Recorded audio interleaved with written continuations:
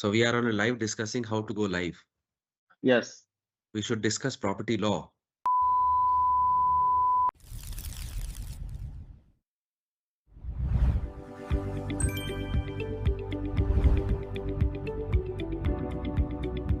So before we discuss property law, the question is, why did we take up this topic on a Sunday afternoon? I think the intent was to first understand how this property regime in India works, and then also clear some of the doubts that we face day in and day out in our offices when people come to us with a lot at stake. Here we want to inform and educate people. What are the and, what is the first topic that comes to your mind? discussing, word? researching. What are the few things that somebody needs to remember when they are buying a flat? I remember encumbrance certificate. So let's play a puzzle. So encumbrance certificate, next sale date. Any other word? Quickly, Rishabh. Power of attorney. Power of GPA. Next word. Agreement to sell. OC. Agreement to sell.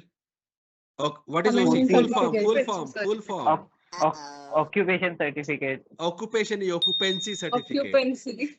Okay, next. अच्छा, Srishti was हाँ, saying sorry, something. sorry. Commencement certificate.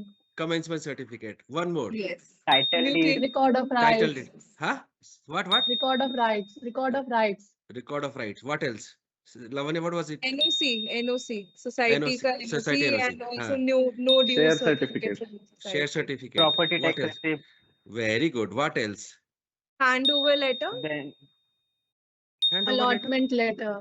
What is handover letter? then Handover Allotment letter. letter. Yes, handover letter. So is handover letter something is the that- letter when the builder gives to the society after the completion of redevelopment. Okay. Yeah. And allotment is? also completion certificate. Allotment is to an individual flat. Oh, okay. Yes, sir. Okay. What do you say, Rishabh? क्या बोला? कुछ तो कहा. Completion certificate. Completion. Okay. क्या completion? Completion is after completion you get occupancy, right? ऐसा कुछ? Yes. That's What right. What else? exactly is completion certificate? So completion certificate is what you get after the building. It is the certificate which certifies that the building is completed as per the sanctioned plan. जो building का plan sanction हुआ है उसी हिसाब से building complete हुई है तो वो वेरीफाई होने के बाद आपको कंप्लीशन सर्टिफिकेट मिलता है. So there was one thing which was in news, a new rule that the government brought in recently. People thought, Rishabh, you're not allowed to go out of video. People thought it will protect them when they are buying a property. It starts with R. Can somebody tell me what was that? Has a middle word also R? RERA registration. Yes. RERA registration. What is RERA registration? Now, batao. You have to register your property under RERA Act. And Builder, not me. No, the builder. Acha, Sorry. no, not okay. you. Okay. Not you. Okay. The Okay. person who is. No, so the property has to be registered under RERA, and it is only compulsory for the properties that have like an area above 500 square meters, which is roughly around 5,400 square feet. And also there's this thing that your building should have more than 4 floors. So if your building falls under these categories, then RERA registration is a must. It is. What is the benefit? Very. What is the benefit if a property is RERA registered? Avnish sir? So the benefit is that if the property is RERA registered, they have to follow all the norms and standards of RERA. And also, if the property is RERA registered, then the flat purchasers can directly complain to RERA, and that process is much faster and much smoother rather than the normal consumer complaint or civil suit or a criminal complaint, etc.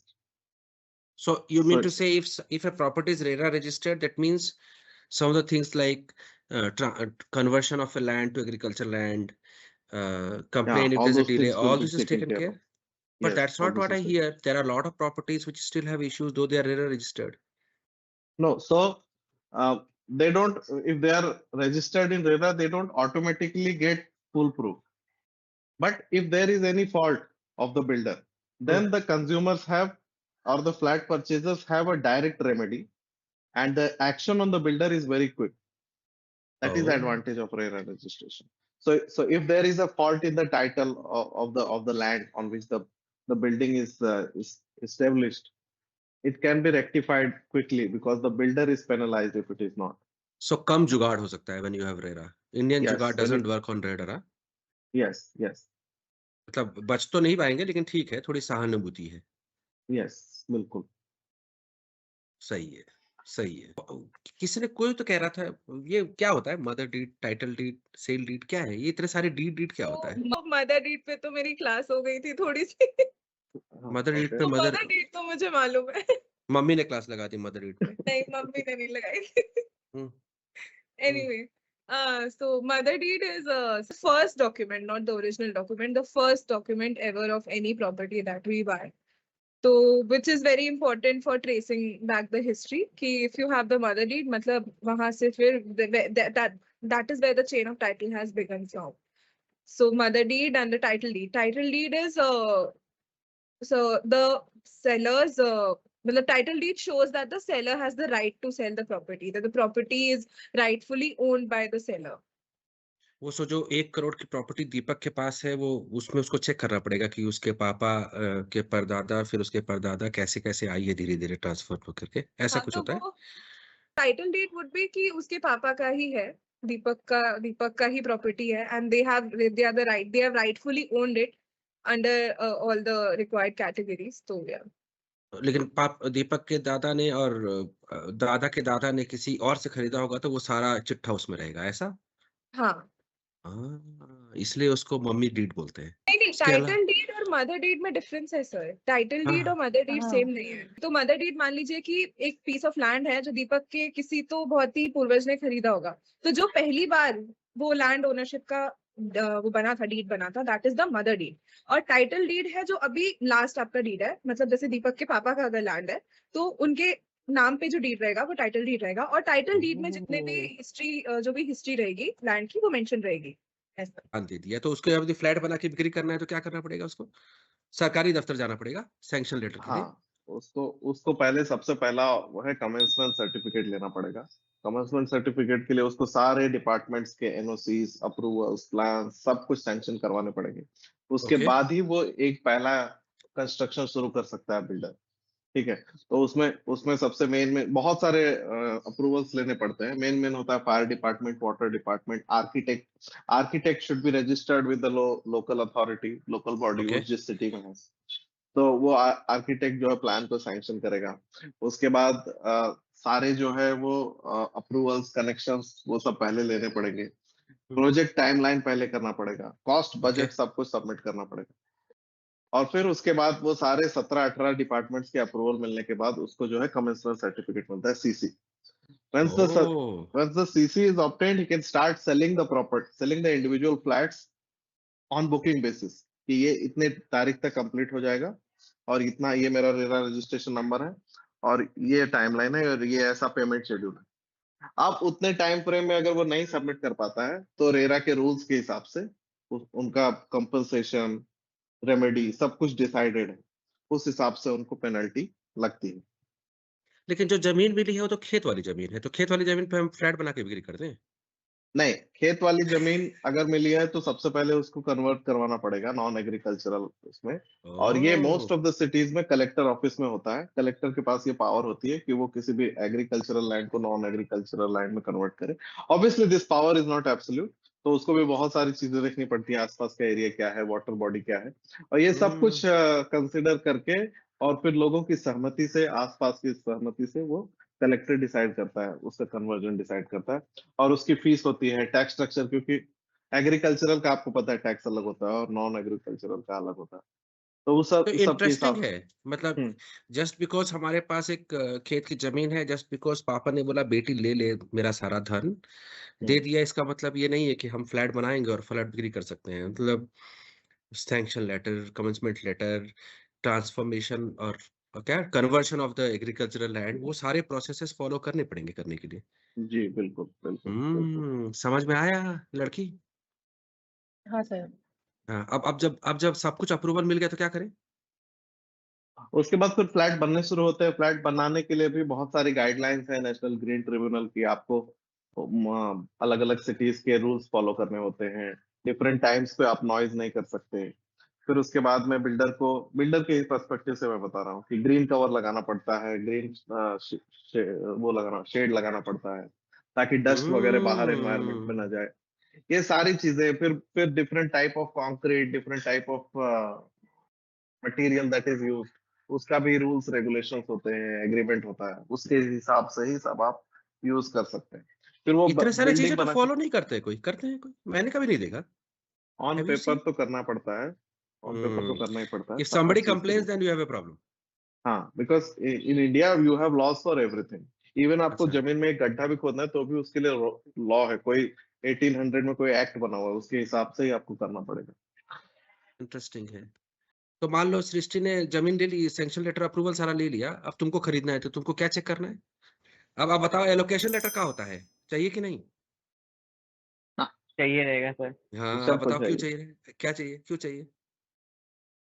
Allocation letter, we need it to it's issued by the builder when we Hmm. book the property. और allocation letter मतलब आपको allocate कर रहे हैं हम, ये वाला flat number, ये एरिया है, ये फ्लोर है, तो उसमें सारी डिटेल्स रहती है allocation letter में। तो वो लेटर, अगर आप बायर हैं और मैं सेलर हूँ, तो मैं आपको allocation letter दूंगी। It's a proof कि the flat is now allocated to you, it's allotted to you. ओह, लेकिन हमको कुछ पैसा वैसा देने की जरूरत नहीं है। एलोकेट हाँ? ऐसे थोड़ी ना करेगा बिल्डर, कुछ तो करेगा, फ्री में तो नहीं दे देगा। नहीं, उससे एलोकेट पहले करने So we agreement have होता है। हाँ, बताओ उससे बताओ we पहले बताओ have Srishti. to pay the initial booking amount to the builder. I builder, हाँ, कितना पैसा देंगे हाँ। बिल्डर साहब आपको? पर वो एक इनिशियल फिक्स अमाउंट मतलब कुछ होगा, वो देना होगा। एग्रीमेंट टू सेल बनाना होगा, ऐसा कुछ? उसमें उसमें क्या होता है, उसमें क्या क्या लिखा होता है, बताओ जल्दी जल्दी, देखो नहीं तो हम पास हो जाएंगे पहले। तो बेसिकली एग्रीमेंट टू सेल में मतलब फाइनल प्राइस फ्लैट का क्या है, और फ्लैट की स्पेसिफिकेशन क्या है, पोजीशन डेट क्या है, पेनाल्टीज रूल क्या क्या है, और डिले कंस्ट्रक्शन हुआ तो फिर क्या क्या चीजें होंगी, तो ये सब उसमें लिखा होता है। गजब। लेकिन मान लीजिए हमें फ्लैट पसंद आ गया, प्लॉट पसंद आ गया, सब कुछ हो गया, हम जा करके कर लें या उससे पहले कुछ करें वेरीफाई? नहीं तो करना पड़ता है ना सर वेरीफाई। क्या कहते हैं उसको? ई इनकम्बरेंस एनकम्बरेंस, हाँ, क्या होता है वो एनकम्बरेंस बताना जरा, सर्टिफिकेट। क्या होता है वो बताओ। तो आप वो सर्टिफिकेट में मतलब वो जो प्रॉपर्टी है उसमें कुछ मॉर्गेजेस है, या फिर वो या फिर किसी लाइबिलिटी में फंसी हुई है, या फिर उसपे कुछ लैंड डिस्प्यूट या कुछ तो है। अगर कुछ मतलब वैसा नहीं है तो वो सर्टिफिकेट इशू होता है, एनकम्बरेंस सर्टिफिकेट, कि ऐसा थोड़ी ना था। प्रॉपर्टी फ्री है बाय करने के लिए। एनकम्बरेंस सर्टिफिकेट में मतलब ठीक है, क्लियर टाइटल होना चाहिए, ऐसा कुछ होता है, राइट? हाँ नहीं सर, व्हाट इज? हाँ हाँ, हाँ। यस, क्लियर टाइटल का एक पार्ट है कि free from encumbrance. Clear title का दो तीन एस्पेक्ट है। एक तो जो है वो प्रॉपर्टी पूरी तरह से जिसके जो सेलर है उसके नाम पे होनी चाहिए, उसका कोई भी पार्ट इधर उधर नहीं होना चाहिए, ठीक है। दूसरा it should be free from all type of encumbrances. It includes whether it is dues from the utility departments, और whether it is dues property tax, whether it is society के ड्यूज। सोसाइटी का तो NOC is the third aspect, but बाकी सब dues जो है वो पानी का, लाइट का, कोई लिटिगेशन तो नहीं चल रहा है, कोई नोटिस तो नहीं आई हुई है, ये सब चीजें क्लियर करके जो जो सर्टिफिकेट बनता है वो इनकम्बरेंस सर्टिफिकेट। और तो एक बात बताइए हाँ, कि जो मुझे सेल कर रहा है, I should check right whether he is the actual seller या वो पावर ऑफ अटॉर्नी के थ्रू सेल कर रहा है, इजंट इट? मान लो सृष्टि ने ऋषभ को भेज दिया साइन करने के लिए, हम ऋषभ से थोड़े लेंगे, नाम तो सृष्टि के है। ऐसा हो सकता जी। है? नहीं हो सकता ना? या ऋषभ कैसे हाँ। सेल कर सकता है ऑन बिहाफ ऑफ सृष्टि? ऋषभ को पावर ऑफ अटॉर्नी रजिस्टर करवानी पड़ेगी, ठीक है। अगर सृष्टि नहीं आ सकती तो उसके लिए ऋषभ को एक पावर ऑफ अटॉर्नी रजिस्टर करवानी पड़ेगी, और वो रजिस्टर्ड पावर ऑफ अटॉर्नी जो है वो उस डीड का हिस्सा होगी, जो डीड जो सेल डीड फाइनल रजिस्टर होगी। अच्छा, पावर ऑफ अटॉर्नी रजिस्टर करने के भी रूल्स हैं कि उसमें टर्म्स कंडीशंस बहुत क्लियरली लिखे होने चाहिए, तो विटनेस होने चाहिए, और वो रिसेंट होनी चाहिए, बहुत पुरानी नहीं होनी चाहिए, और उस पर भी कोई चैलेंज नहीं हुआ होना चाहिए, ठीक है। इंटरेस्टिंग है। और if Srishti wants to give power of attorney to Rishabh and Srishti is not in India, तो फिर सृष्टि को अपने कंसर्न कॉन्सुलेट या एम्बेसी में जाकर वहां पर अपोस्टिल करवाना पड़ेगा या नोटरी करवाना पड़ेगा, जो भी वहां के नॉर्म्स है उसके हिसाब से, और फिर वो पावर ऑफ अटर्नी वहां के स्टैंप के साथ भेजनी पड़ेगी ऋषभ को। रजिस्ट्रेशन डिपार्टमेंट उसको वेरीफाई करेगा और फिर पावर ऑफ अटर्नी रजिस्टर करेगा इंडिया में। बाय द वे, ये सारी चीजें अगर आप बिफोर दैट सर कि अगर आप बैंक से लोन लेते हैं तो बैंक ये सारी चीजें करता है आपके लिए, इनकम्बरेंस सर्टिफिकेट ऑब्टेन करता है, और जो है वो कोई भी प्रॉपर्टी में फॉल्ट्स वगैरह है तो वो फाइंड आउट करता है और उसको रेक्टिफाई करने की सलाह भी देता है। ये सारी चीजें कब ज्यादा इम्पोर्टेंट हो जाती है? न्यू फर्स्ट रीसेल फ्लैट्स पे या न्यूली कंस्ट्रक्टेड फ्लैट्स? कौन आंसर देगा फटाफट? सर एनकम्बरेंस वगैरह तो रीसेल में ज्यादा वो रहता है, न्यूली कंस्ट्रक्टेड में आपको बाकी सारी चीजें देखनी पड़ती हैं, एनकम्बरेंस भी देखना होता है बट बाकी सारी चीजें भी इम्पोर्टेंट है, जैसे सैंक्शन प्लान हो गया कि जो आप न्यूली कंस्ट्रक्टेड बिल्डिंग का वो ले रहे हैं, फ्लैट ले रहे हैं, तो वो जो प्लान सैंक्शन हुआ था उसी हिसाब से बना है या नहीं। अगर वो अंडर कंस्ट्रक्शन है बिल्डिंग, मान लीजिए आप पहले ही प्लॉट ले रहे हैं और बिल्डिंग अभी कंस्ट्रक्ट फुली नहीं हुई है, तो फिर आपको कमेंसमेंट सर्टिफिकेट देखना पड़ेगा कि जो अभी कंस्ट्रक्शन चल रहा है बिल्डिंग का, उसका परमिशन बिल्डिंग को मिला है या नहीं। और अगर नहीं मिला है तो फिर वो पूरी की पूरी बिल्डिंग अनऑथराइज्ड हो जाएगी, मतलब कोई सो अथॉरिटी नहीं रहेगा। हाँ, रीजन And- मैंने इसलिए ये पूछा क्योंकि मेरे केस में जब मैं ले रहा था तो वो रीसेल फ्लैट था। अब रीसेल फ्लैट था तो बहुत सारी चीजें मुझे लगा कि ठीक है, मतलब मुझे इतनी वैलिडेशन करने की जरूरत नहीं, जैसे मुझे सैंक्शन लेटर ऑलरेडी मिल गया था, ऑक्यूपेंसी सर्टिफिकेट मिल गया था। मेरे साथ इंटरेस्टिंग ये था कि जो ऑनर है वो ही was abroad and she was selling it through her father, so then he had a power of attorney which is GPA, एंड उसके बाद मुझे वैलिडेट करना पड़ा कि he is having a valid power of attorney और नॉट। फिर validate करना पड़ा कि जो एक्चुअल सेलर है उसकी फैमिली ट्री है कि नहीं, कोई और आकर के कल को खड़ा ना हो जाए ये बोले कि हमने तो साइन ही नहीं किया, आपने कैसे ले लिया। तो आई थिंक जब बिल्डर से लेते हैं तो रिलेटिवली सेफ होते हैं, मेरा मानना है, except for a delay in the position या डिस्पर्समेंट। बट आप जब रीसेल करते हो तो मेरे ख्याल से बहुत सारी चीजें बहुत इंपॉर्टेंट हो जाती है कि not only conveyance certificate, not only who is selling it, I think property tax pending है क्या, टाइम पे दिए गए हैं कि नहीं, पेनाल्टीज है कि नहीं, कोई और केस है कि नहीं उस कोई पे, केस है क्योंकि कि नहीं। लिटिगेशन सर्च भी करना पड़ता है। एग्जैक्टली और एक और इंटरेस्टिंग हो जाता है सोसाइटी का रूल, RWA जो हम कहते हैं, राइट। आई थिंक सोसाइटी का मेंटेनेंस क्लियर है कि नहीं, सोसाइटी एनओसी देने के लिए रेडी है कि नहीं। आई थिंक वो एक बहुत ही इम्पोर्टेंट वैलिडेशन स्टार्ट हो जाता है जब आप रीसेल लेते हो। मेरे ख्याल से होम लोन सैंक्शन जब आप करवाने की कोशिश करोगे तो मतलब मेरा पर्सनल एक्सपीरियंस ये है कि state bank of India is the best, मतलब आपको रुला देंगे, आपको दौड़ा देंगे, लेकिन यदि उन्होंने वैलिडेट कर दिया तो you can be rest assure कि प्रॉपर्टी क्लियर है। अब एक बात बताइए, ये आप ये फेमा करते रहते हैं बच्चे लोग, क्या है फेमा बताना जरा, आप देखें किसको आता है सबसे ज्यादा। सर बेसिकली फेमा एक पेपर वर्क कंफर्मेशन होता है फॉर नॉन रेजिडेंशियल बायर और सेलर, जो कि मतलब वाह, foreign exchange management act rule मतलब सब होता है ना उसी के। जब आगे बोलो और सृष्टि, उसके अच्छा आगे बोल रही। फिर आपका रिपाट्रिएशन डॉक्यूमेंट्स आता है, तो वो डॉक्यूमेंट आप मतलब बताता है कि जो भी फेमा के अंडर एनआरआईज है, इफ दे आर मतलब उनका टैक्स क्लियर है कि नहीं, and if they are legally if they can legally transfer the money from an Indian bank account to an overseas account or vice versa ऐसा, तो उसके बाद ये सारे डॉक्यूमेंट्स भी आते हैं। चलो एक और कोई क्वेश्चन, यदि ये सब हो गया तो टीडीएस लगेगा? बिल्कुल लगेगा, किसको लगेगा, क्यों लगेगा? टीडीएस बिल्कुल लगेगा। टीडीएस ये क्या कहते हैं, seller if the seller is an NRI तो हायर रेट्स का टीडीएस लगता है, टू मतलब protection against future tax liability है। सो टीडीएस का रूल And- ये है कि if the transaction value is more than 50 lakh, okay then TDS is mandatory. Okay, तो TDS काटेगा कौन? जो दे रहा है पैसा, है ना? Correct, Always correct. it happens like that. The Correct. person who is giving the money has to Right. deduct TDS and submit Okay. it to the government. Government then transfers it to the whoever is whoever is entitled to it. और वो 10 So का क्या अगर मतलब अगर होता है? 10% is the standard TDS rate for तो हर चीजों के लिए स्लैब बना हुआ है, जैसे जीएसटी है, कुछ चीजों के लिए 18% होता है, कुछ चीजों के लिए 9%, 5%, ऐसे अलग अलग स्लैब्स है, राइट?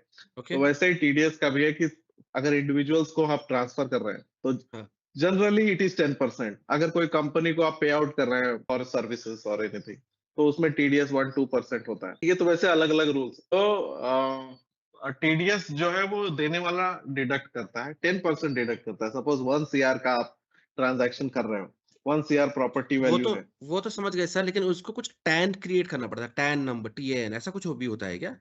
जी, तो जैसे पैन नंबर होता है वैसे टैन नंबर होता है, ओके, राइट? तो टीडीएस जो डिडक्ट होता है वो अगर टैन नंबर शायद वो क्रिएट करना पड़ता है वो एनआरआईज को ही। नॉर्मली तो पैन से ही TDS का ट्रांसफर होता है। चलिए मान लीजिए सब कुछ सही हो गया, बिल्डर ईमानदार था, वफादार था, प्रेस्टीजियस था, प्रेस्टीज था या शोभा था, जो भी था, उसने टाइम पे सारे ऋषभ भैया चले गए, दोस्त बुला रहे हैं उसको पार्टी करने के लिए। सो मान लीजिए सारे कुछ वैलिडेट हो गया, कंप्लीशन सर्टिफिकेट मिल गया, ऑक्यूपेंसी सर्टिफिकेट मिल गया, सारा कुछ मिल गया। और मान लीजिए as a buyer State Bank से मैंने लिया या किसी बैंक से लिया, बैंक ने सारे डॉक्यूमेंट्स वैलिडेट कर दिए, लेकिन एक जो चीज रह गई उसके बाद जो मुझे साइन करने हैं, उसको क्या कहते हैं? Sale deed. यस, देखा, चलो एकदम जोन पे है। अब बताओ, कौन बताएगा सेल डीड क्या होता है? सृष्टि बताओ। सर बेसिकली हाँ, हम्म। सेल डीड एक ट्रांसफर डॉक्यूमेंट होता है जो ओनर होता है या फिर जो सेलर है वो मतलब उसमें सारी डिटेल्स होंगी प्रॉपर्टी की कि प्रॉपर्टी कितनी है और किसको ट्रांसफर करनी है, मतलब नेक्स्ट ओनरशिप किसको देगा वो, और फिर उसके हिसाब से वो लोग मतलब सेल डीड बनती है फिर। तो मान लो सृष्टि ने जबरदस्ती पापा से जमीन ले ली, अपने नाम पे करा ली, अब सृष्टि बोलते मुझे नहीं रखना है, लावण्य को देना है, तो अब सेल डीड बनेगा between Lavanya me and and Lavanya ma'am. हाँ हाँ मैम के नाम पे, और अब ये प्रॉपर्टी मैम के नाम पे चली हाँ जाएगी, राइट? लेकिन हाँ। मैम को, सरकार को क्या क्या देना होगा उसके अलावा? डॉक्यूमेंट तो ठीक है, कुछ और भी देना होगा ना, गवर्नमेंट छोड़ेगी थोड़ी ना सीतारामन जी, लेके मानेंगे वो तो प्रॉपर्टी क्या रजिस्ट्रेशन के। हाँ, अब क्या स्टैम्प बचा? ड्यूटी? टी, अरे हाँ, स्टैम्प अरे ड्यूटी चाची को जाएगा ना, और क्या जाएगा? स्टैम्प ड्यूटी जाएगा, और ये आपका रजिस्ट्रेशन फी पेमेंट जाएगा, टीडीएस का चालान जाएगा। अब एक सवाल बताओ, कितना होता है स्टैम्प ड्यूटी? कितना लेती है स्टैम्प ताई? ड्यूटी के अलग अलग रेट्स होते हैं स्टेट वाइज। हाँ बताओ, अब इसी दौर से Yeah, so I think it's 4% of the property value, 4 to 7%. अभी आपने बोला कि हाँ अलग अलग स्टेट में अलग अलग होता है। हाँ, तो Yeah, फॉर अलग अलग एग्जांपल इन स्टेट में अलग महाराष्ट्र, अलग होता है, तो मतलब I am from Jharkhand, and in Jharkhand it's the 4% of the property value. no, pretty nice. Maharashtra में it's 6% normally, but if it is purchased by a female, so it is 5%. Interesting. And senior तो citizen का अलग है क्या? Senior citizen का भी अलग है।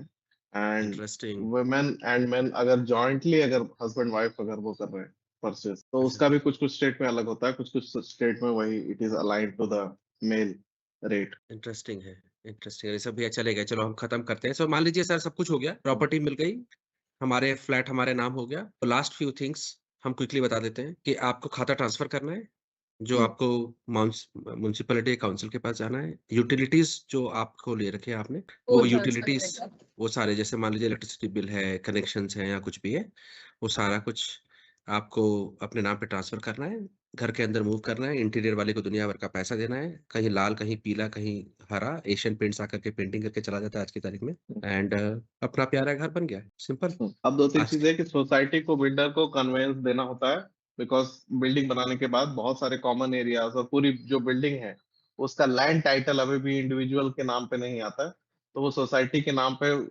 बिल्डर को ट्रांसफर करना होता है। एक वो चीज। दूसरा, प्रॉपर्टी टैक्स का भी आपको देखना होता है कि सोसाइटी आपकी भर रही है या आप इंडिविजुअली पर फ्लैट का अलग अलग बाइफर्केशन हुआ।